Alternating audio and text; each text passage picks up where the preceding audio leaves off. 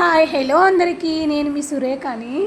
నేను సాయిబాబా వ్రతం చేస్తున్నానని మీకు అందరికి తెలుసు కదా. ఇది సెకండ్ వీక్ ఇలా చేశానన్నమాట. అభిషేకం చేసి ఇలా డెకరేషన్ అయితే చేసుకొని పూజ చేసుకున్నాను. ఓం సాయి నమో నమః, సద్గురు సాయి నమో నమః, సమర్థ సాయి నమో నమః, జయ జయ సాయి నమో నమః.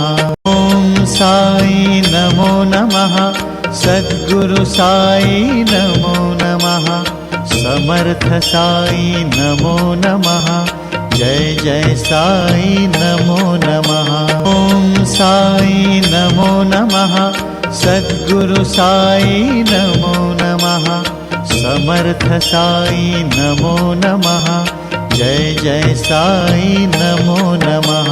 ఓం సాయి నమో నమః, సద్గురు సాయి నమో నమః, సమర్థ సాయి నమో నమః, జయ జయ సాయి నమో నమః.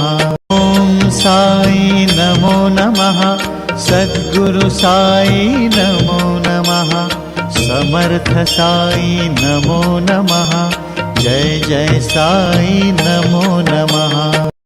ఓం సాయి నమో నమః, సద్గురు సాయి నమో నమః, సమర్థ సాయి నమో నమః, జయ జయ సాయి నమో నమః.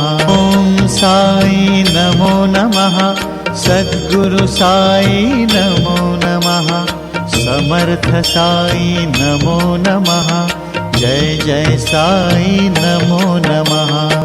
ఓం సాయి నమో నమః, సద్గురు సాయి నమో నమః, సమర్థ సాయి నమో నమః, జయ జయ సాయి నమో నమః.